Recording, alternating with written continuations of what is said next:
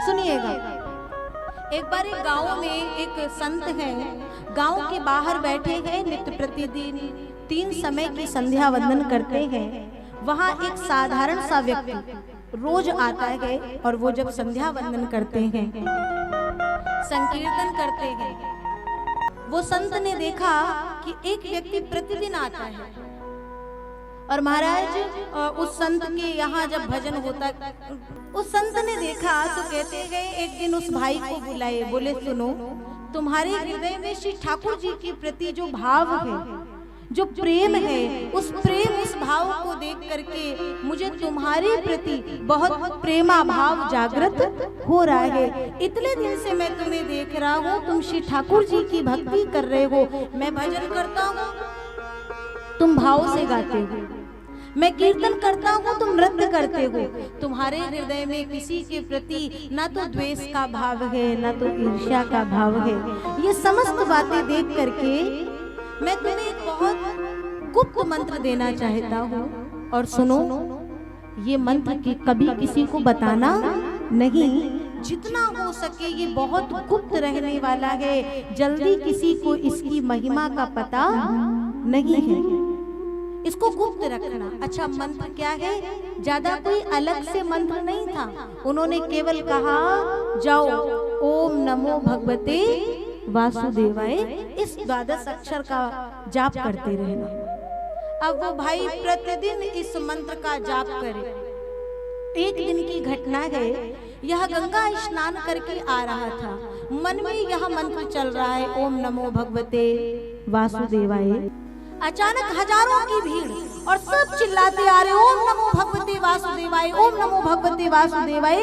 वो शब्द, वो ध्वनि उस व्यक्ति के कानों में गई, तो उस व्यक्ति के कान में पड़ते ही उसको तुरंत इशारा गया कि गुरुजी ने तो कहा था जो मैं तुम्हें मंत्र दे रहा हूँ वो बहुत गुप्त है, लेकिन यहाँ तो जितने लोग गंगा स्नान करके लौटे हैं वो इतनी जोर जोर से बोल रहे ओम नमो भगवते वासुदेवाय, इसमें गुप्त कहाँ रह गया?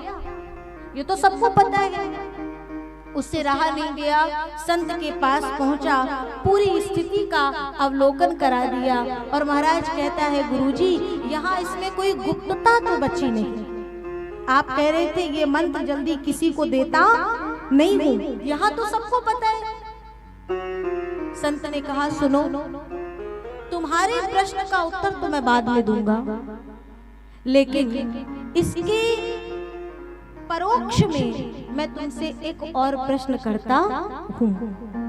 संत ने अपनी झोली से एक टिमटिमाता, बहुत चमकता हुआ पत्थर निकाला और उस पत्थर को उस भाई को दिया और कहा पकड़ो, इसे ले जाओ, बेचना नहीं, जहां जहां तुमको समझ में आए वहां वहां जरा उस व्यक्ति से इसकी कीमत का पता लगा करके आओ। वो व्यक्ति उस पत्थर को जैसे ही लिया तो देखा उसमें इतनी चमक थी कि कोई साधारण जल्दी उसको टकटकी लगा के देख नहीं सकता था। लेकिन वो व्यक्ति बाजार में पहुंचा, सबसे पहले साग भाजी तरकारी की एक दुकान पड़ी, वहां एक बूढ़ी मैया बैठी है।